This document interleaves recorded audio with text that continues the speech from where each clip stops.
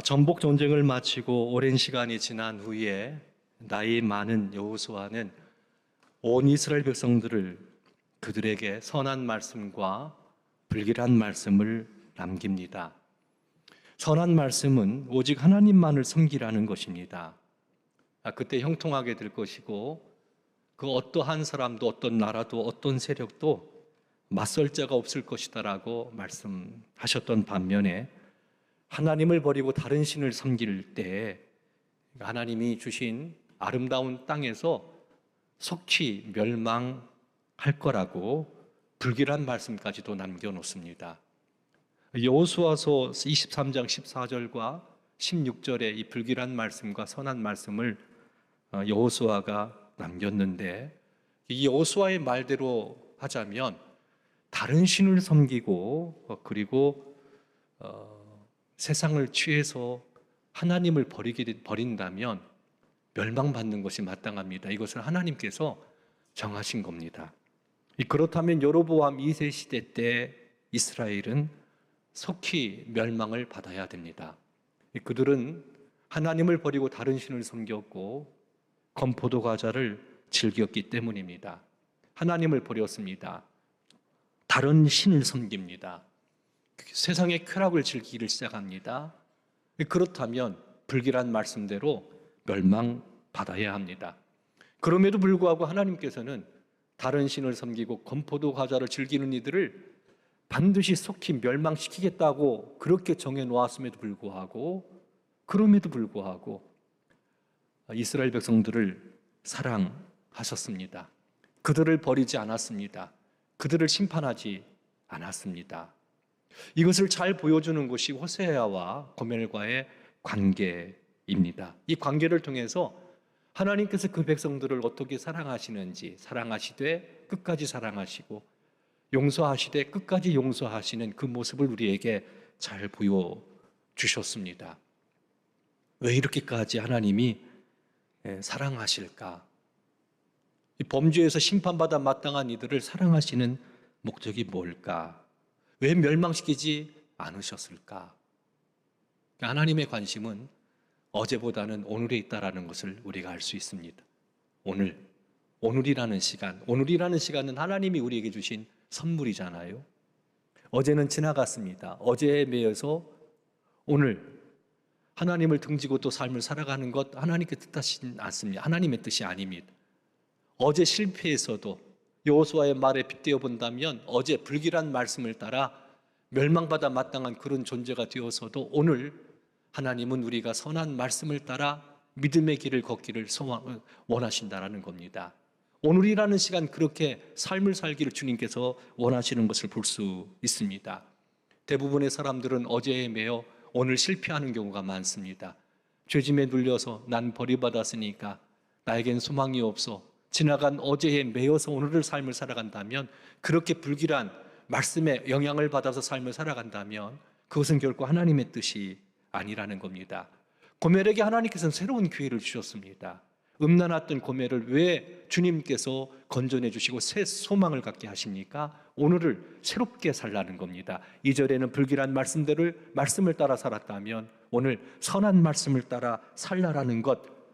그래서 하나님을 섬기고 하나님을 의지하고 하나님을 따르라고 오늘이라는 시간, 어제 실패해서도 오늘 그렇게 일어서라는 겁니다. 주님의 마음은 바로 거기에 있다라는 겁니다. 어젠 지나갔잖아요. 내일 온다고 장담할 수 없잖아요. 우리는 오늘을 살잖아요. 오늘 하나님의 말씀 안에 거하는 것, 주 뜻 안에 거하는 것, 이 주님의 마음이라는 겁니다. 그래서 고멜과 같았던 이스라엘 백성들, 우리들을 구원하신 겁니다. 오늘 선한 말씀을 따라 살라고, 주님 섬기며 살라고, 고멜처럼 어제와 같은 그렇게 말로 표현할 수 없는 악한 죄를 범했어도 이제 하나님께 돌아와 오늘 하나님의 말씀 안에서 신실하게 믿음의 길을 걸라고, 주님께서 우리들에게 은혜를 베풀어 주시고 긍휼을 베풀어 주셨다라는 것. 왜 고멜을 그 올무에서 해방시켜 주셨습니까? 오늘 제대로 살라고, 어제 지나갔으니 매이지 말라는 겁니다. 호세아는 고멜을 위해서 은 15개와 보리 한 호멜 반으로 고멜을 그 지긋지긋한 놀무에서 벗어나게 했습니다. 당시 노예의 몸값이 은 30개였습니다. 그러니까 보리 한 호멜 반은 그 가치로 당시 은 15개에 해당되는 겁니다. 그러니까 은 15개와 보리 한 호멜 반, 은 30배에 해당되어지는 가치를 지불하고 고멜을 산 겁니다. 누구에게 샀습니까? 고멜을 틀어지고 있는 그 사람에게서 돈을 주고 산 겁니다. 그 사람 밑에서 고멜은 자기 몸을 파며 매춘 생활을 하면서 생활을 했습니다. 매여서 삶을 살아갔던 겁니다. 스스로가 헤어나올 수 없습니다. 이때 호세아가 은 30을 주고 산 겁니다. 그러면 이 고멜은 이제 누구를 위해 살아야 됩니까? 고멜의 주인은 누가 되는 겁니까? 은 30을 주고 샀으니까요. 호세아의 것이 되는 겁니다. 그 소유주가 호세아가 되는 겁니다. 이전에 어떤 사람에게 매여서 매춘 생활을 했다면 돈을 주고 호세아가 샀으니까, 몸값을 주고 샀으니까 이제 고멜은 호세아와 함께 하면서 호세아를 뜻을 따라 호세아를 위해서 삶을 살아가야 된다는 겁니다. 사랑하는 성도 여러분, 예수 그리스도께서 우리를 죄와 사망 권세에서 해방시키기 위하여 십자가에 달려 죽으셨습니다. 죄의 값은 사망입니다. 그 죄값을 주님께서 대신 지불하셨습니다. 그리고 우리를 사셨습니다. 죄값을 지불하고 죄와 사망 권세에서 우리를 해방시켜 주셨습니다. 그렇다면 우리는 누구의 것이 되어지는 겁니까? 주님의 것이 되는 겁니다. 고린도전서 6장 20절 말씀을 보면 값으로 산 것이 되었으니 그런즉 너희 몸으로 하나님께 영광을 돌리라. 고린도 교회는요, 형편없는 교회였습니다. 형편없는 교회였습니다. 불길한 말씀을 따랐던 교회가 고린도 교회였습니다. 그 고린도 교회 성도들에게 이야기합니다. 야, 너희들을 값을 주고 핏값을 주고 샀으니 너희 몸으로 하나님께 영광을 돌려라. 너희의 소유주가 누구냐? 교회 생활을 하고 있잖아요. 고린도 교회니까 그들은 예수님을 믿는 사람입니다. 예수님을 믿는다면 그들의 소유주는 하나님이 되는 겁니다. 하나님께서 핏값을 주고 사셨기 때문에 이것을 먼저 정리하고 말씀을 생각하는 것이 중요합니다. 나의 주인이 누군가라는 부분입니다. 로마서 6장 말씀을 보면 너희들이 죄의 종으로 있을 때 너희 지체를 죄에게 드리지 않았느냐? 너희 지체를 죄에게 드렸다면 이제 예수 그리스도의 은혜로 말미암아 의의 종이 되었으니 하나님의 것이 되었으니 너희 지체를 누구께 드리는 것이 마땅하냐? 주님께 드려야 되지 않겠느냐라고 이야기하고 있는 걸 볼 수 있습니다. 예수님을 믿는다면 사랑하는 성도 여러분, 내 삶의 주인은 예수님이 되는 겁니다. 하나님이 되는 겁니다. 믿으시기 바랍니다. 그렇다면 이전 하나님 없이 죄와 사망 권세, 사단의 종으로 삶을 살았던 삶의 방식을 청산하고 내 인생의 주인이 주님이시니까, 하나님이시니까 이제 하나님을 위해서 삶을 살아가는 것이 지극히 마땅하다라는 거지요. 말씀합니다. 값으로 산 것이 되었으니 너희 몸으로 하나님께 영광을 돌려라. 이제 주인 되신 주님의 뜻을 따라 선한 말씀을 따르라는 겁니다. 오직 하나님을 섬기며 하나님을 사랑하며 그 말씀의 빛을 따라 믿음의 길을 걸어가라는 겁니다. 거기 형통합니다. 맞설 자가 없습니다. 거기 평강이 있습니다. 거기 은혜 있습니다. 이전에 어떻게 살았습니까? 불길한 삶, 말씀을 따라 삶을 살아갔을 때 부끄러웠습니다. 두려웠습니다. 심판에 대한 두려움이 있습니다. 공허합니다. 채워지지 않는 그런 고통이 있었습니다. 이런 우리를 살려주셨습니다. 고멜과 같은 우리를 값을 지불하고 사셨기에 이제 우리들은 우리의 몸을 가지고 주님을 위하여 믿음으로, 그래서 주님 안에 있는 평강을 누리고 거룩한 길을 걸어가는 위대한 그리스도인의 삶을 살아가야 된다는 겁니다. 위대한 그리스도인의 삶이라는 것은 하나님께서 베풀어 주신 풍성한 은혜를 누리며 삶을 살아가는 사람이라고 이야기할 수 있습니다. 몸으로 하나님께 영광을 돌리고 주님께서 원하시는 믿음의 길을 걸어가 약속하신 바 하늘의 복을 누리는 삶, 위대한 그리스도인의 삶이 되는 겁니다. 따라합시다. 우리의 주인은 예수님이십니다. 하나님이십니다. 이렇게 한번 고백해 볼까요? 이 몸 주님 거예요. 주님 거예요. 믿습니까? 십자가 은혜, 십자가에 죽으신 예수 그리스도를 믿는다면 이렇게 주인이 체인지가 되는, 바뀌는 겁니다. 하나님의 은혜 가운데 거하는 겁니다. 호세아가 고멜에게 몸값을 주고 은 30의 가치를 주고 그를 사왔습니다. 그리고 이야기합니다. 야, 많은 날 동안 너 나와 함께 있자. 음행하지 말고, 다른 남자 따라가지 말고, 음행하지 말고, 다른 남자 따라가지 말고, 많은 날 동안 너 나와 함께 지내자. 이 많은 날이라는 것, 많은 날 동안이란 말이 반복돼 나옵니다. 많은 날 동안 시간이 필요한 겁니다. 예수님 믿고 완전히 확 변화되면 얼마나 좋겠습니까? 예수님 믿고 새로운 믿음의 길을 걸어가면 얼마나 좋겠습니까? 불결한 말씀 따르지 않고 선한 말씀만 따라가면 얼마나 좋겠습니까? 죄를 짓지 않고 주님께서 원하시는 삶의 길로 나갈 수만 있다면 얼마나 좋겠습니까? 그런데 예수님 믿어도 우리들은요, 불길한 말씀을 또 따를 때가 있습니다. 고멜처럼 또 이전의 삶의 방식대로 살려고 하는 그런 마음들이 있습니다. 이전으로 자꾸 향하는 그런 마음들이 우리에게 있다는 겁니다. 호세아는 이 고멜에게 말합니다. 많은 날 동안 너 나와 함께 지내자. 나도 너와 함께 있을 거다라는 거예요. 잘못된 습관 버려야 되는데 그러기 위해서는 많은 날 동안 주님과 동행하는 훈련이 필요합니다. 영적인 훈련이 필요합니다. 하루아침에 예수님 믿음으로 고백했다고 바른 믿음의 길을 걸어갈 수가 없는 것이 우리 인생이기 때문에 이전으로 자꾸 돌아가려고 하는 그런 것들이 있단 말입니다. 그렇잖아요. 잘 살다가도 여러 가지 힘들고 어려운 문제 만났을 때 양심에 거리끼는 줄 알지만 담배를 피시는 분들이 많고 너무 괴롭고 힘드니까 이전에 잘못된 습관으로 빠져드는 경우들이 너무 많아요. 여기에서 벗어나기 위해서는 영적인 훈련이 필요합니다. 늘 주님과 함께하며 동행하는 훈련이 필요하다라는 겁니다. 이런 훈련을 제대로 하지 않는다면 다시금 이전으로 돌아가 불길한 말씀을 따를 수밖에 없고 큰 좌절과 고통을 겪을 수밖에 없기 때문에 훈련이 필요합니다. 사랑하는 성도 여러분, 믿음 생활한 이후에 예수 그리스도를 믿고 구원받은 이후에 훈련 받아보셨습니까? 영적인 훈련 해보셨습니까?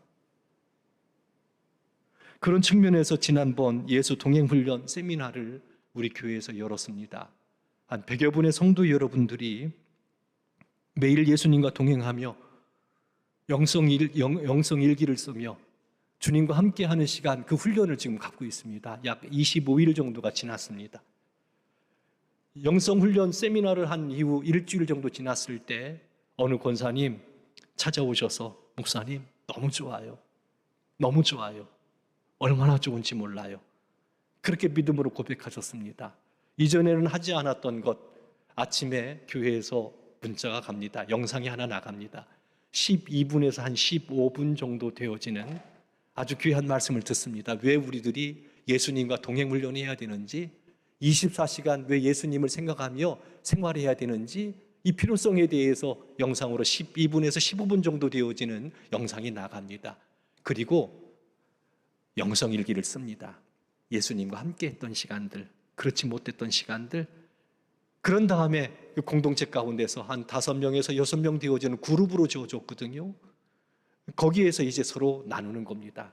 나 이렇게 살았다고, 나 이렇게 힘들었다고, 나 이렇게 성공했다고, 나 이렇게 실패했다고, 있는 그대로 영성 일기를 쓰고 그것을 나누는 시간들을 갖고 있습니다. 근데 이것이 쉽지 않아요. 일기를 쓴다라는 거 어떻게 생각합니까? 옛날에 방학 숙제할 때요, 가장 힘들었던 것이 일기 쓰는 거였어요. 일기를 쓸 때 더 힘들었던 것이 뭡니까? 날씨입니다. 날씨. 스토리는 만들어갈 수 있는데 날씨는 어떻게 할 수가 없어요. 그런 때가 있었습니다. 저만 그렇습니까? 매일매일 쓰면 괜찮은데, 그러니까 일기 쓴다라는 것이 사실은 쉽지를 않아요. 매일 영성일기를 쓴다. 이거 아주 힘든 시간입니다. 하루를 뒤돌아보면서 내가 어떻게 주님과 동행했는지, 어떻게 주님을 생각했는지, 그걸 또 나누어야 됩니다. 카톡에 있는 그 방에서 나누어야 됩니다. 때로 부끄럽습니다. 힘이 들기도 합니다. 이런 생각을 한번 해보았습니다. 영성훈련 세미나를 한 다음에 예수 동행훈련 세미나를 한 이후에 일주일 지났을 때 저한테 참 은혜롭고 감사했다고, 감사하다고, 얼마나 좋다고, 얼마나 좋은지 모른다고 말씀하셨던 권사님이 2, 3주 정도 지났는데 지금도 계속 하고 계신지 어떠신지 모르겠어요. 계속 하셨으면 좋겠어요. 끝까지 하셨으면 좋겠어요.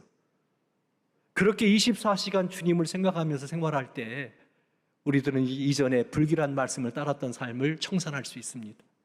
선한 말씀을 따라 살아갈 수 있는 힘을 얻을 수 있습니다. 하다가 도중에 포기해버리면 이전으로 다시 돌아가거든요. 우리 몸이 그래요. 체질을 개선하려면 시간들이 필요하다는 얘기죠. 많은 날 동안 너는 나와 함께 지내자. 나도 함께 할게. 음행 버리고 다른 나자 따라가지 말고 불길한 말씀 따라가지 말고 이제는 예수님을 채우라고, 이제 주님의 말씀을 채우라고, 24시간 한번 동행해보라고. 여기는 훈련이 필요한 겁니다. 힘들고 어려워도 때로 실패해서도 오늘이라는 시간 내가 예수님과 동행하고자 하는 결단을 내리고 영성 일기를 쓰고 영상을 보고 또 생활할 때 늘 주님을 생각하면서 그렇게 하루 또 하루 또 하루 그렇게 삶을 살다 보면 이전에 아꼈던 불길한 말씀을 따랐던 것들을 버리고 이제 선한 말씀으로 정말 예수 그리스도를 믿는 위대한 그리스도인, 정상적인 그리스도인으로 믿음의 길을 걸어갈 수 있다라는 겁니다. 주님을 생각한다라는 것은 대단히 중요한 겁니다. 여러 날 동안 나와 함께 지내자. 영성 훈련이 필요합니다. 저는 개인적으로 100여 명의 성도님들이 끝까지 완주했으면 좋겠고 그것이 삶이 될 수 있도록 24시간 주님을 늘 생각하며 영성 일기를 계속 쓸 수 있는 그것이 삶이 되기를 원합니다. 거기에 더불어서 온 교우들이 그렇게 24시간 주님을 생각하며, 왜? 우리의 주인 되신 주님의 뜻이니까. 주님의 뜻이니까. 주님의 뜻이 바로 거기 있으니까. 그럴 때 비로소 우리들은 선한 말씀을 따라 믿음의 길을 제대로 걸어갈 수 있으니까 온 성도 여러분들이 이 일에 함께 하기를 원합니다. 사랑하는 성도 여러분, 우리 믿음의 선배들은요, 예배가 삶의 중심이었습니다. 이것이 그들에게 미치는 영향은 대단합니다. 제가 시골에서 목회할 때 하루 한 번은 그런 생각을 해보았습니다.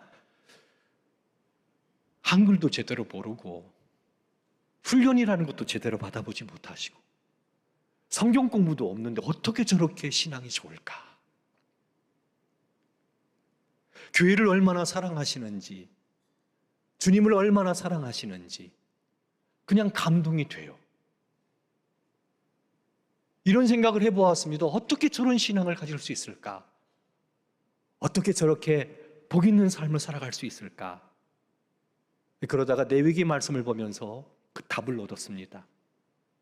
예배였습니다. 예배. 레위기는 예배로 가득한 말씀입니다. 아침 저녁으로 예배를 드리고 일주일에 한 번 예배를 드리고 한 달에 한 번 또 예배를 드리고 절기 때마다 또 예배를 드리고 1년에 한 번 또 공식적으로 예배를 드리고 레위기 말씀을 통해서 예배책이라는 것, 예배를 강력하게 강조하고 있다는 걸 알았습니다.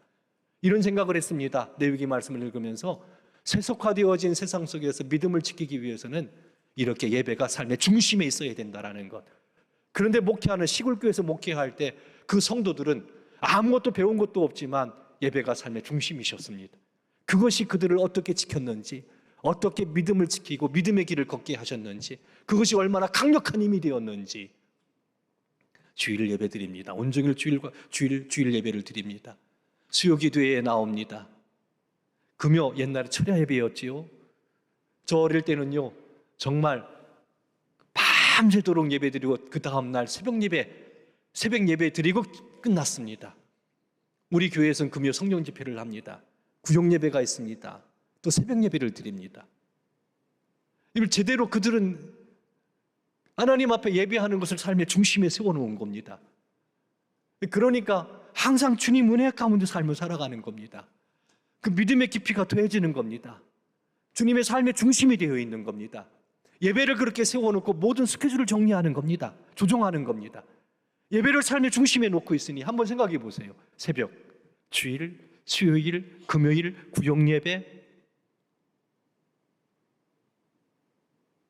그렇게 우리가 예배 생활할 때 어떤 일들이 벌어질까요? 주님과 동행하는 훈련 아니겠습니까? 그 모습을 바라보면서 그분들이 어떻게 신앙생활을 했고 믿음을 지켰는지 그 내외의 말씀, 그 말씀을 보면서 깨달을 수가 있었습니다. 우리 성도 여러분들이 예배 생활이 어떻습니까? 1년 365일 12달 주님 앞에 나와 예배하는 그런 시간, 바로 그 예배 시간에 주님이 만나 주십니다. 두세 사람이 모인 곳에 주님 함께 하신다고 말씀하셨습니다. 그렇게 주님을 만나면요, 인생이 달라져요. 삶이 새로워집니다. 1년 360일이지만 한 번 주님을 만나게 되면 그 한 번의 만남을 통해 인생이 새로워지는 놀라운 역사가 일어납니다. 평생 하나님과 함께 사역을 감당했던 남편이 돌아가셨습니다. 하늘나라로 보낸 그날 슬픈 마음을 갖고 금요 성령 집회에 참석했습니다. 남편 발인 예배를 드리고 금요 성령 집회에 참석했으니 그 마음이 어떻겠습니까? 습관을 따라 교회에 나온 겁니다. 우리 교회 성도는 아닙니다. 접시자병원에 예수님 그 남편이 입원해 있었기 때문에 가까운 교회에 나왔던 겁니다. 그렇게 몇 달을 나오셨던 분입니다. 발인 예배를 드리고 남편 보내드리고 슬픈 마음 가지고 금요 성령 집회 때 습관을 따라 교회에 나와 슬픈 마음으로 찬송을 합니다. 그리고 하나님의 말씀을 들을 때 하나님의 음성을 듣게 됩니다. 지난번 금요 성령 집회 본문 말씀은 자든지 깨든지 살든지 죽든지 주님이 함께 하신다라는 말씀을 나눴습니다. 일평생 사역을 감당했던 남편이 이제 하나님과 함께 있는구나. 말씀 속에서 하나님의 음성을 듣게 됩니다.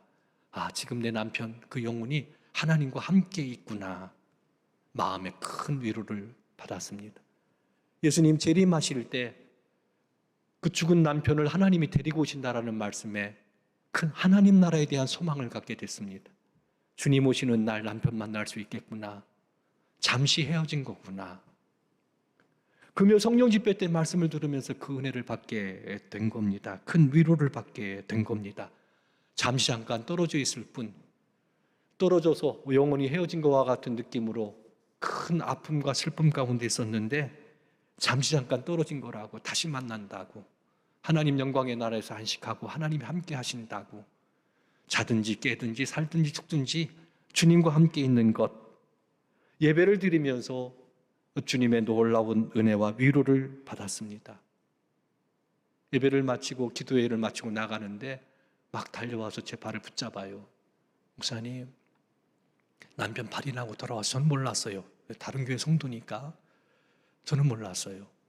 바른 예배 드리고 오늘 왔는데 오늘 나에게 하나님께서 말씀해 주셨어요.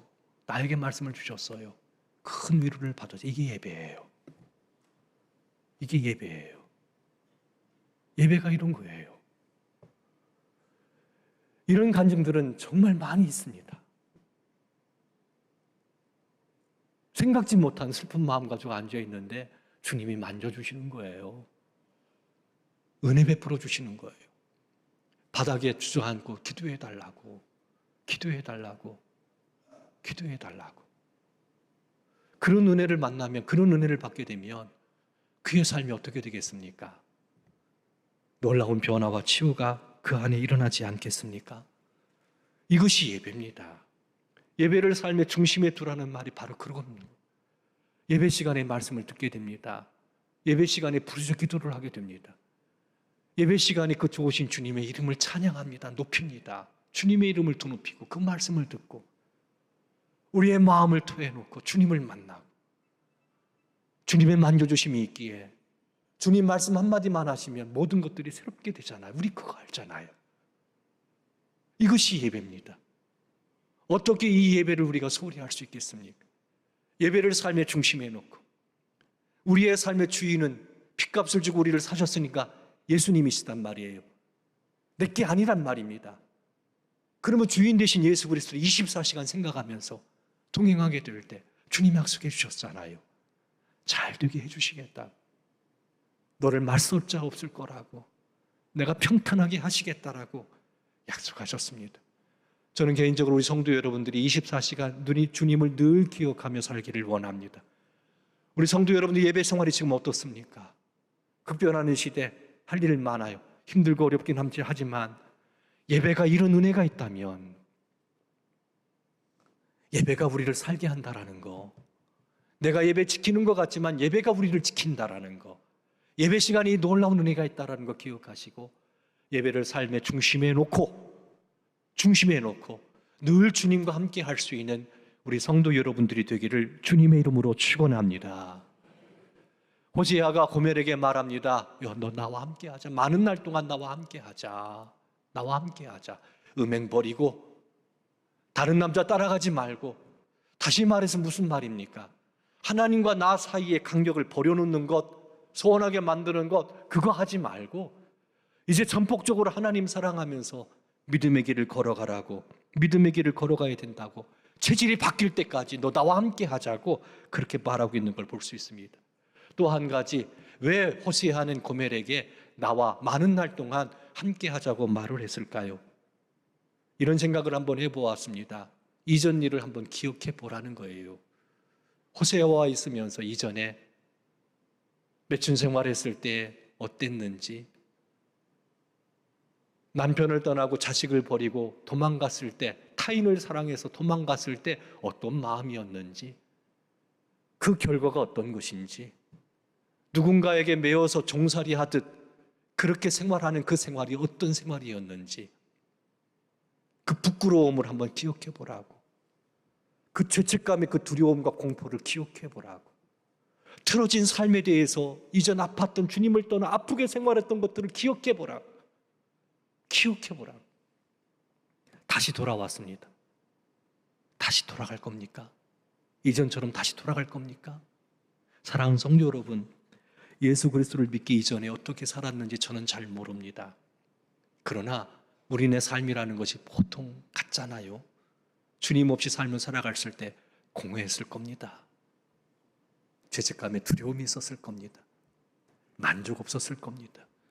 어떤 죄를 범해서 마음에 큰 아픔과 상처, 부끄러운 마음 갖고 그렇게 삶을 살았을 겁니다. 다시 그와 같은 삶으로 돌아가시려고 하십니까? 불길한 말씀을 따라 삶을 살아갔던 대로 살려고 하십니까? 그렇지 않습니다. 생각해 보라는 거예요. 생각해 보라는 거예요. 이스라엘 백성들이 하나님을 떠남으로 나라가 멸망받습니다. 말씀을 들면 왕도 없고 제사도 없고 지도자도 없고 주상도 없고 에봇도 없고 드라빔도 없고, 무슨 말입니까? 나라를 잃어버린 겁니다. 나라를 잃어버렸습니다. 가정을 잃어버린 겁니다. 포로 기간 동안 그들은 말로 표현할 수 없는 고통을 겪었습니다.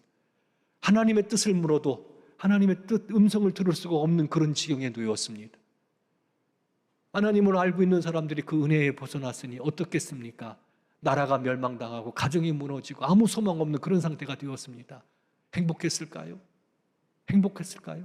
가슴을 찢어가면서 후회했을 겁니다. 그때를 생각하라는 거예요. 그때를 생각하라는 거예요. 다시 그곳으로 돌아가지 말라는 얘기입니다.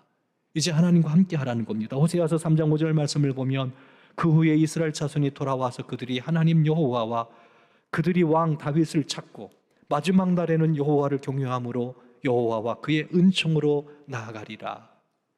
마지막 영광의 날에 우리가 서게 될 겁니다. 강력하게 호세아는 선포합니다. 호세아서 말씀을 통해서 주님이 말씀합니다. 돌아오라. 하나님께로 돌아오라. 다윗을 찾는다는 얘기는 그런 겁니다. 이스라엘의 왕은요, 세상 나라와는 다릅니다. 이스라엘의 왕은 하나님을 대리하는 왕입니다. 하나님의 뜻을 묻고 그 뜻을 따라 나라를 다스리는, 이것이 이스라엘의 왕입니다. 왕이 하는 일이 바로 그겁니다. 먼저 하나님의 뜻을 묻고 그 하나님의 뜻을 따라 나라를 다스리니, 그래서 다윗을 대리자라고 표현할 수 있는 겁니다. 하나님께로 돌아와라, 다윗을 찾으라, 이 얘기의 표현은 뭐냐면 하나님 은혜 가운데 이제 선한 말씀 가운데 서라는 얘기입니다. 그게 평탄한 길, 생명의 길이기 때문에 그런 겁니다. 그 가운데 은총이 있습니다. 자비가 있습니다. 평강이 있습니다. 하나님은 빛이시니까 하나님께 나가면 어둠이라고 이야기할 수 있는 염려, 근심, 공포, 두려움, 불길한 말씀으로 인한 고통, 사라지게 되는 겁니다. 하나님을 가까이 하면. 그래서 은총으로 나가게 된다라는 거죠. 은총으로 나가라고. 그 영광의 나라를 소망 삼고 믿음으로 길을 걸어가라는 얘기입니다. 하나님 없이 살았던 때를 생각해 봅시다. 내 마음대로 살았을 때 어땠습니까? 만족이 있었습니까? 하나님보다 더 세상을 더 사랑했을 때 어떠한 삶이었습니까? 그때를 생각해 보라는 겁니다. 건포도 과자를 즐겼을 때 행복했습니까? 그렇지 않습니다. 그렇지 않습니다. 공허했습니다. 행복이 없었습니다. 하나님 없는 모든 것들은 공허하기 때문에 그렇습니다. 이제 예수 그리스도의 은혜로 말미암아 하나님의 자녀가 됐습니다. 예배를 삶의 중심에 놓으십시오. 모이기에 힘쓰라고 말씀하셨습니다. 그래야 세상에서 그리스도인으로 살 수 있습니다. 위대한 그리스도인, 하나님이 주시는 놀라운 은혜를 누리며 복 있는 삶을 살아갈 수 있습니다. 24시간 주님을 기억해야 됩니다. 예수님을 깊이 생각해야 됩니다. 그분을 채워야 됩니다. 그래야 이전 주님을 알지 못했던 때로 돌아가려고 하는 것 이길 수 있습니다. 이길 수 있습니다. 새 생명의 놀라운 은혜의 길을 걸어갈 수 있다라는 사실입니다. 놀라운 축복의 길, 선한 말씀의 길을 따라 나아갈 수 있는 우리 성도 여러분들이 되기를 주님의 이름으로 축원합니다. 아버지 품을 떠났던 둘째 아들이 집으로 돌아왔습니다. 지은 죄가 너무 많았어요. 고멜처럼. 그래서 아버지께 이렇게 고백합니다. 아버지, 나 하나님과 아버지께 죄를 많이 져서 아버지의 아들이라 일컬음을 감당하지 못하겠습니다. 이게 둘째 아들의 마음이었습니다. 우리의 마음과 같습니다. 지은 죄가 많아서 고멜처럼, 아버지 품을 떠났던 둘째 아들처럼 아버지의 아들이라 일컬음 받기도 감당할 수 없는 그런 죄인임을 우리는 늘 고백합니다. 그래서 어떤 측면에서는 우리는 눌려 삶을 살아갈 때가 많습니다. 지은 죄가 많아서. 근데 아버지는 어떻게 하십니까? 제일 좋은 옷을 가져다가 입힙니다. 손에 가락지를 끼웁니다. 넌 내 자식이라고. 발에 신을 신깁니다. 너희는 더 이상 노예가 아니라고. 살찐 송아지를 잡아 잔치를 벌입니다. 함께 즐기자고. 죽었던 내 아들이 살아 돌아왔다고. 그리고 이렇게 아들에게 말했을 겁니다. 아들아, 이제 나와 함께 살자. 나와 함께 살자. 그게 평탄한 길입니다. 생명의 길입니다. 오늘 주님께서 말씀하십니다. 떠나지 말라고. 나와 함께 있자고. 주님 없이 삶을 살아갔던 그 공허한 세계로 다시 돌아가지 말라고. 고멜과 같은 삶의 자리로 나가지 말라고. 이제 선한 말씀을 따라 주 안에서 위대한 그리스도인의 삶, 풍성한 은혜 가운데 함께 살자고. 주님께서 손을 내미시는 것 꼭 붙잡고 주님과 함께 할 수 있는 우리 성도 여러분들 되기를 주의 이름으로 축원합니다.